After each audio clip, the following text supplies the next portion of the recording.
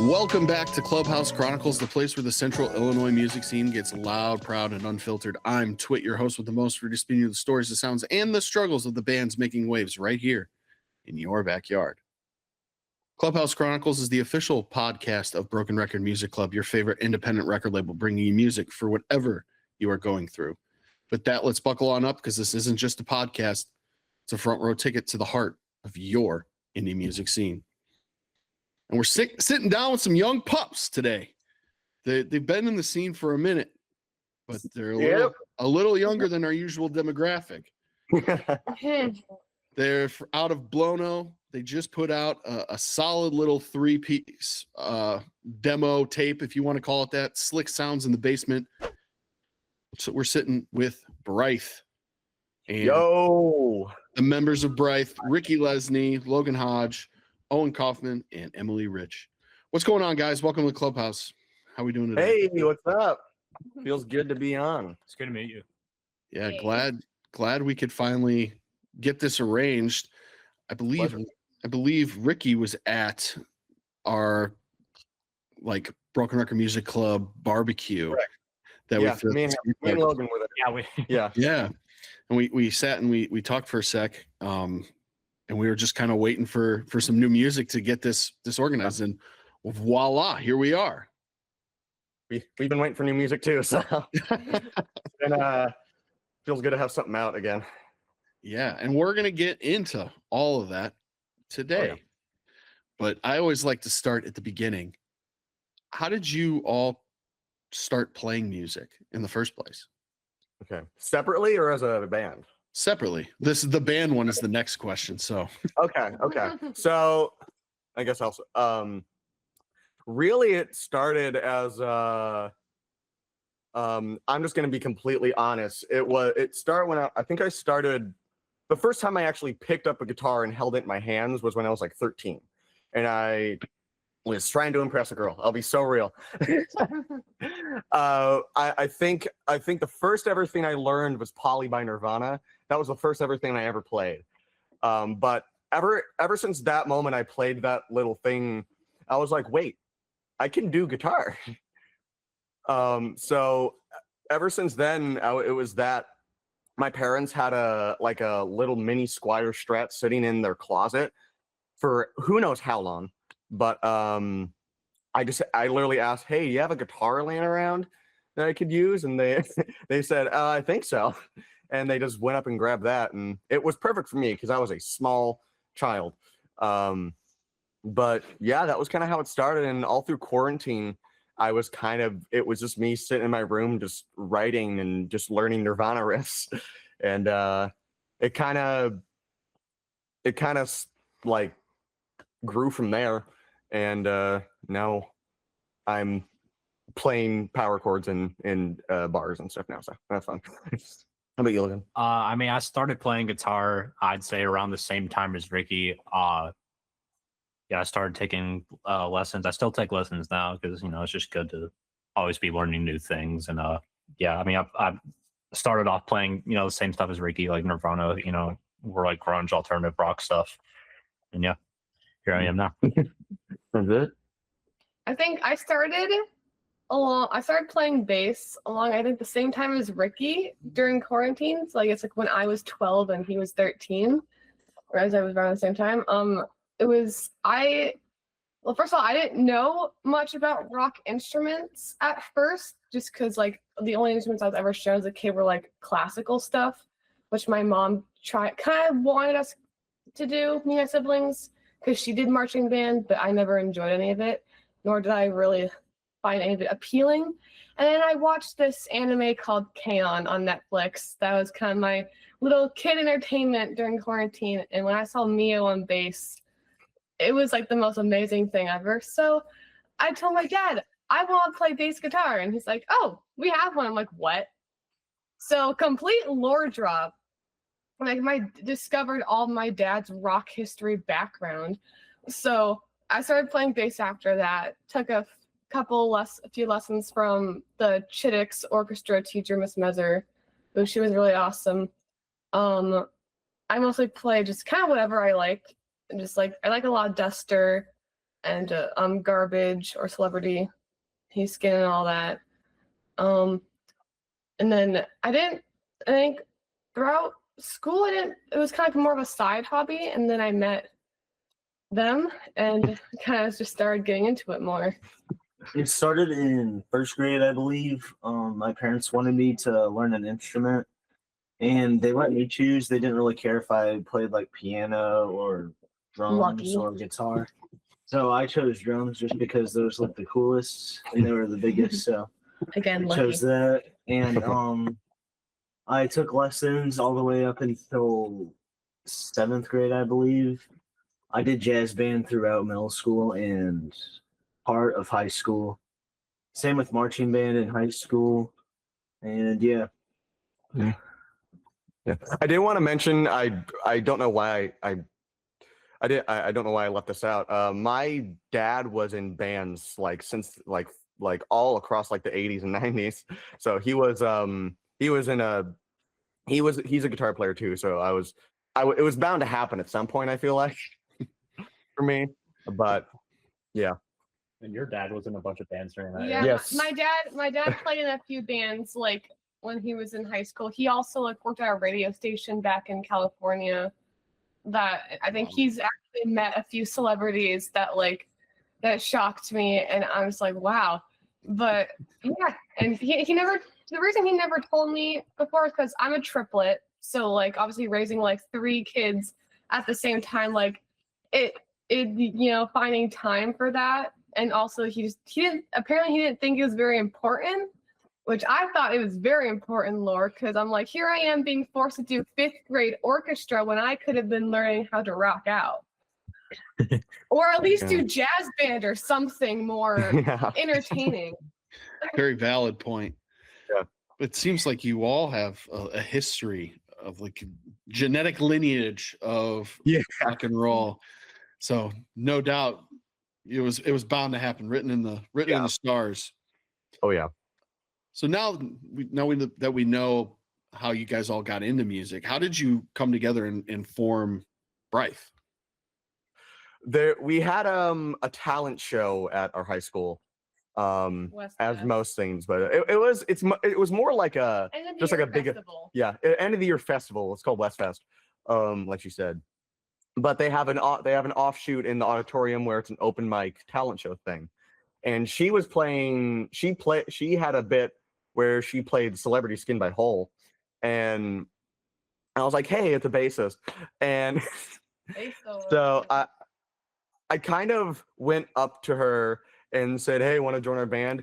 I kind of said it like a bit jokingly, not expecting her to join because I felt like, why would she join a bunch of dumbasses, but these idiots. But like eventually over time, she had contacted her old guitarist and wanting to join. That's how she joined. Hey, I'm just as crazy as you guys. Yeah. So I was like, I was pleasantly surprised, but I was like, hey, we have a full band now. But after that, we would just kind of rehearse and write original songs and just kind of do that stuff. But we didn't get a show until like a little bit late. I think it was like 2024. I didn't mention when we started. It was like 2021, 2022 or so. I should have started with that. And that's when we had met Owen at a coffee house show. I think actually it was Wasteland. It was Wasteland. Jenny Scar and Monarch. It was. we had met them there. We might know those bands. Yeah, maybe a little bit. Yeah. Oh yeah, 2 of those are signed to you guys. I just realized. You guys are on your list. But yeah, we had kind of talked loosely. Me and Owen had talked loosely there. But like what we had talked about, it kind of made it seem like he wasn't going to be able to join because of extracurriculars like baseball and marching band and stuff. He had such a heavy schedule that I was like, oh, I don't know if this would work. But eventually over time, was it you quit baseball first? I quit marching band. It was marching band that first. opened up a hole during the summer-ish, and then eventually like baseball fell out, so Yeah. I was able to start rehearsing more. I think you had joined around. Baseball jokes Yeah, now. I think he had joined. I think he had officially joined around like March or April of like 2024, and then it was just like we had practiced all summer, and then we got a couple.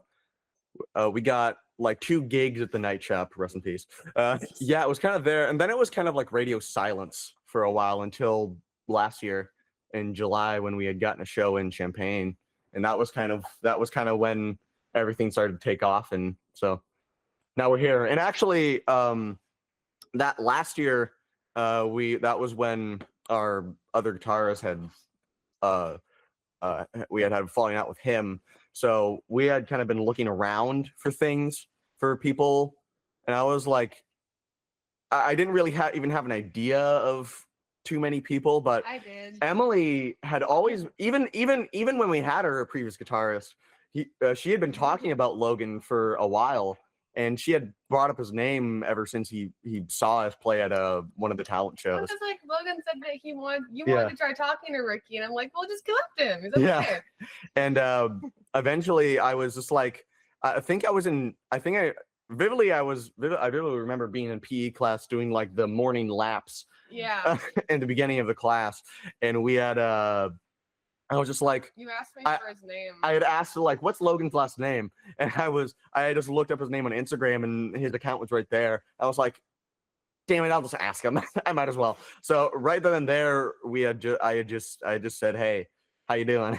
You were messaging him all through PE class. Yeah. while I did like our worksheet. Yeah. And His Instagram page was filled with like a bunch of different artists and bunch of old 90s bands and stuff, just like just showing like live videos of them and everything. And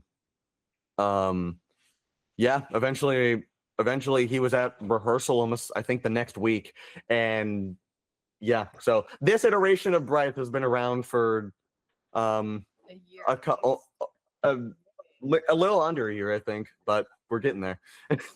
I feel like yeah, you've done so- a lot more than the previous. It's a long story. That's for sure. I mean, like I mentioned at the top of the podcast, we got a new demo tape available on Bandcamp called Slick Sounds in the Basement. 3 live tracks. If you haven't had a chance to listen to it, the link's in their bio. Go check it out. But my next question is based off of that little demo tape. Made me think about your influences. Like when I listened, I could hear some Nirvana. I could hear, a lot of the grunge era. What are some of your influences that you pull from in this iteration of Bryth? Oh man. Yeah, I mean, obviously number one is probably for me, definitely, at least, is Nirvana for sure. There's definitely a lot of writing wise for sure is a lot of there, just like the like loud rock songs but with like poppy structures and stuff. But I mean, we really are all over the place. I mean, me and Logan kind of got the grunge covered, really, but to be fair, so does Owen. But there's a little bit of everything. I mean, even locally we pull some influences there too. But obviously, hold off on those because that is actually one of my questions. So really, okay, Yeah. We also, I think Green Day's another one. My friend, Green Day for sure. My friend, I gave them one of our physical CD album versions, and on their way to school, her and her mom listened to it in the car, and they said we sound a lot like Green Day. Yeah, that song, the second track on the demo, Contradiction, is big time like Dookie Green Day inspired. In fact, I actually wrote that song while in my bed at 12 a.m. writing that song while listening to that album, and that's kind of how that one came to be. But generally, yeah, it's a lot of Alice in Chains and Nirvana and a little bit of Pumpkin sometimes. Everlong sometimes. No, Foo Fighters. Yeah, Foo Fighters. We haven't played Everlong though. We haven't played. Yeah, Everlong was one of our first cover songs we did. That was one of the first songs we learned.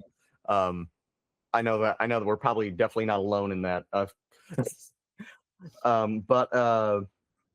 Yeah, I mean, we're kind of all over the place. I mean, with our current set of things, I am inspired by a lot of like hard metal and stuff, like hardcore and all that. And Owen definitely has a lot of that too. If you couldn't tell by his T-shirt, he's into a lot of like The heavy shit. metalcore and the heavy shit.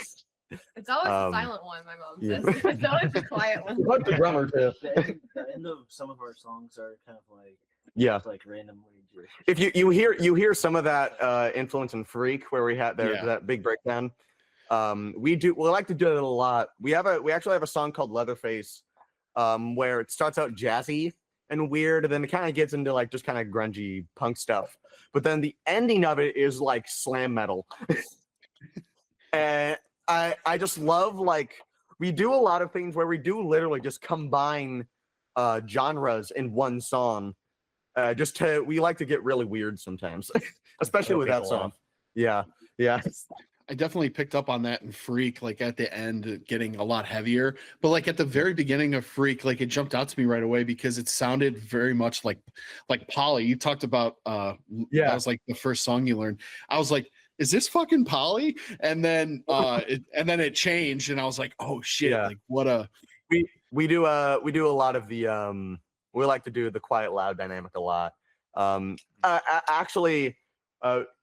I noticed the other day how a lot of our songs kind of start with like the riff, just doing the root notes, and then going to the big part. 3 songs that Mud Pit is the other one that starts like that.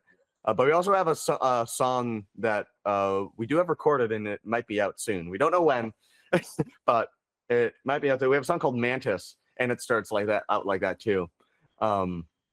Yeah. So there's a we like quiet loud and sudden like heaviness and like where you don't expect it. We do what we do. We like to tease a right hook and then kick you in the dick, sort of thing. That's kind of how I like to describe it. It's a good way to put it. Yeah. So you've obviously been writing and working on some songs here. Your previous work, you had a little bit of stuff. Emily said it's been a very productive year for you. Mm-hmm. Moving forward, like you said, you might have a song releasing soon, Mantis, but beyond that, like what's on the horizon for Bryth? Well, as I said, there's our song Mantis. We're planning on releasing it as a single, as kind of hype for hopefully an album by like next year. Beginning next year, possibly. We're waiting on my dad's friend. Yeah. My dad's friend, Adam, who I actually saw as a kid. I had no clue that, again, like my dad and him were in bands together. They both were bassists in the same band. My dad did like strumming and like root notes while Adam would do all the big flares and like crazy stuff. Yeah, too big. But he does recording studio things, and so he helped us out. But he's moving to Germany with his wife and all that. So once they got settled and like unpacked and everything, we were just waiting on that. Yeah, that's the big delay. He's we have been recording this since like summer last year. But we kind of were thrown in the deep end, kind of doing it ourselves, because her dad has all the materials. We have recording software and everything, so we've kind of been doing it ourselves. But the first time we did it, we did a horrible job. It sucked. It sucked the first time. So we did like a 30-minute phone call with the mixing engineer we're working with, Adam. He lived in Denver. It was in Denver, okay. But he's currently moving to Germany because of family. But so that was the initial delay was us being bad at recording. But but then once we had gotten like some things and kind of just talked to him, we kind of got there. But then as soon as we got done was around the time when he was actually starting to pack up. So we have my dad to help us. My dad's a GTT teacher, like engineering, like technology teacher. Me and Ricky's old middle school. Yes. And Yeah, like, funny. Now he's our manager, essentially. Basically, yeah. I mean, hey, that's what he did back Yeah. in California. He helped bands and all that. So Yeah, and that's kind of that. But yeah, but that's all kind of leading up to again an album, hopefully. So yeah. You said the show in Champaign kind of kickstarted things back up for you guys. You guys planning on playing out more? I would like to see some more Bryth on bills. Yes, we've been playing a ton more shows. We've kind of been we've gotten to a monthly basis where we're on a monthly schedule now where we just about have shows every month. We do have one coming up on the 28th in Champaign at Exile on Main Street. It's a little record store there. Yeah, Yeah, it's a nice spot. We're playing with Squirrel Movement and Pop Balloon. They're a newer band too. It's gonna be it's a bill full of teenagers, so it's gonna be an interesting one. That'll be cool. That's Young band, so. You said that's the 28th. That is the 28th. Yes. Okay. a bunch of rockin' young whippersnappers. Yeah, I was gonna say like keep an eye out on Squirrel Movement because we've kind of been following them around a lot recently. They were the ones that actually asked us to play at the space with them, and they were kind of the ones that brought us out, and they've been the ones that have kind of been that we owe to them to kind of for kickstarting us back up and kind of getting more shows and stuff. But yeah, we might have a little bit of a tour with them coming up in June, just so you know. Hey. We'll have to see what summer schedules are like. We'll see how that turns out. But yeah, first 2 weeks of June, we might have a little bit of a tour. That's awesome. Squirrel Movement. I need to get them on this podcast because they've been making moves, and that is Stockholm Syndrome is their last song that they put out, and that was really good song. Yeah, crazy name, like it's super long. Yeah. Yeah, and trust me, we basically become friends. We're kind of the us and Scrollman are kind of married to each other now, but we talk a lot, and Judah, we talk a lot, and he's kind of the conjurer of those titles, it seems, and there's a lot more where that came from. There's something about mushrooms or something, and I know that, but yeah, they're a fun band. They're cool guys. Earlier, you started talking about like the influences in the local scene, and I had a just whole question designed to ask you because it's a little bit different with you guys because you kind of grown up in the scene and seeing these bands perform and going out to their shows and whatnot. But being a young band in Blono, how have the other bands impacted your music and your style? Ooh, a ton. I mean, I guess to bring them up, Monarch, they were kind of the ones that brought me. They were one of the first like local bands I saw. Initially, I think I first saw them at Night Shop, and I had immediately was just like, whoa. Like that was rad. So they kind of definitely had an impact on me. Actually starting to go to local shows and stuff really actually made me even more inspired to write more stuff and things, and kind of just like seeing how like certain music reacts to crowd, and I was like, wait, this is awesome. So I was kind of like, they definitely inspired me to lean into things and kind of get weirder, I guess, and kind of really merge things, because I was forever just kind of writing like flat out grunge stuff, seeing how they encapsulate like the new metal stuff and like just groove and heaviness and mash that together. It's neat. But regardless, yeah, that was kind of a big thing. But also the occasion was a big thing. Jeremy from the occasion, which unfortunately they're disbanded now, but he was the one that got us our first show, so that was cool. But like, yeah, Blind Baby is another one. Yeah, really, yeah, local scene. But I guess all in all, the local scene hasn't impacted us in a big way. Just kind of seeing energy in person and being there to witness it is just kind of really inspiring. Kind of push the boundaries, I guess, more with our writing and stuff, and to kind of try and stick out, I suppose, in a way. To kind of follow up that question, I always ask these like last two questions. We're going to do them out of order since we're kind of talking about artists in the scene. Like amongst you four, you mentioned a couple bands that you guys like. Who are some of your favorites in the scene that you can kind of go back to over and over again? Ooh. Each of you, and not just one answer here. There's so many answers to this question. Man. I guess for me, I do go back to that little occasion EP a lot. That there's some good stuff on there. Obviously, I do see myself going back to Monarch sometimes. From Within's another band. We actually played with them at the Lake House not too long ago, so that was cool. We do like I do like From Within. Backlot. Do like Backlot a ton. They're just cool guys too. And God, so off the top of my head, how about you, Logan? I definitely, as far as like locally, I definitely like a lot of the same stuff as Ricky. You know, Monarch's got a lot of really good stuff on their 2 albums. So that occasion EP you mentioned is also really good. Yeah. You guys, any thoughts? Yeah. Like local bands, Oh, community. I like Jenny Scar is the only one I can really think of. Like, I don't know, when I first saw her at the coffee house, I thought she was really cool.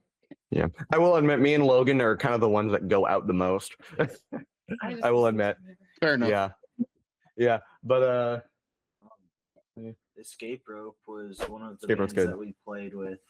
I think it was either our first or our second show. our first show Our we played first with show. Escape Rope. Yeah, we played with Escape Rope. There. Second Night Shop show we played with Monarch and that Weezer cover band. Yeah. That was a fun show too. Well, those are some great answers. Yeah. Like I said, I know them, so they're awesome. I love them. Yeah.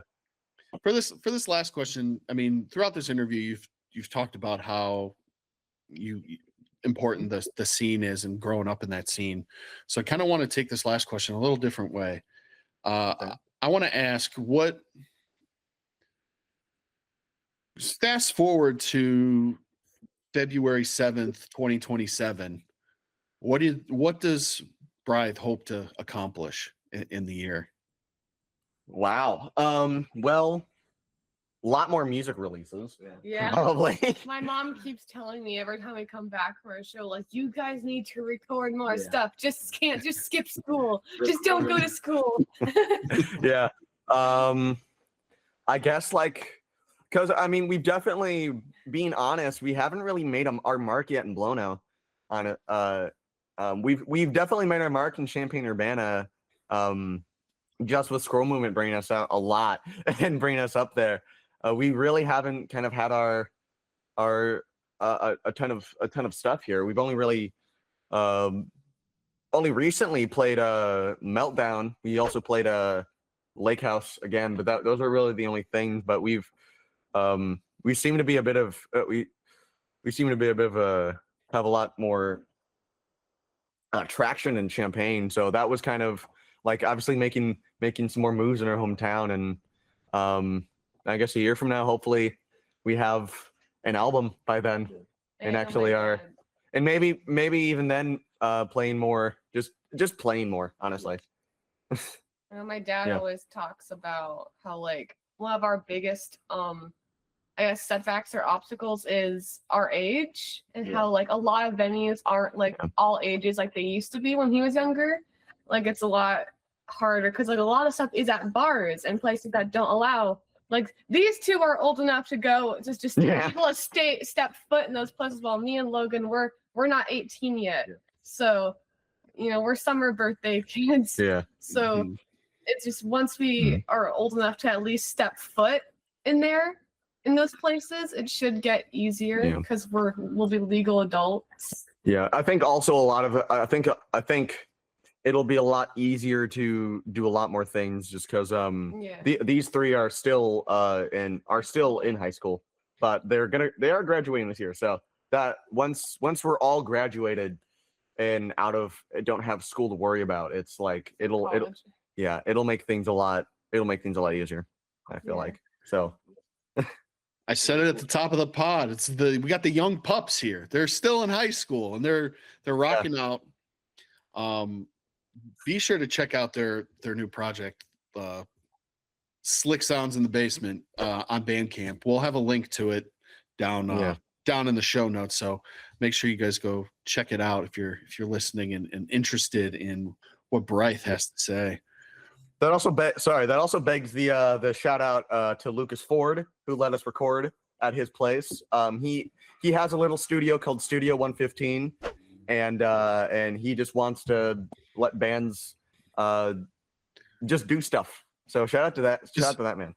Is that where they're doing the attic shows that they just announced? No, that maybe, I don't know. I don't think so. He does Like home studio. he has a home studio. He has a home studio, and he does he's done something with Blind Baby and From Within. He'll have bands come in and just do like a couple of songs live, and then he'll record it and also video record it. So there are videos out there. So we will have a video out of that of Slick Sounds in the Basement too, pretty soon as well. So that's awesome. Yeah. More school. So. Well, members of Bryth, thank you so much for sitting down with me today and talking about what you guys got going on. Super exciting to see a young band, like a really young band, like coming out and putting out some really quality music, and super excited to continue to watch you guys as you grow and play more in the scene. We'll be glad to bring our music out into the world, and we'll hope you guys enjoy us. Oh, well, like I said, be sure to listen to Slick Sounds in the Basement. It's out now on Bandcamp.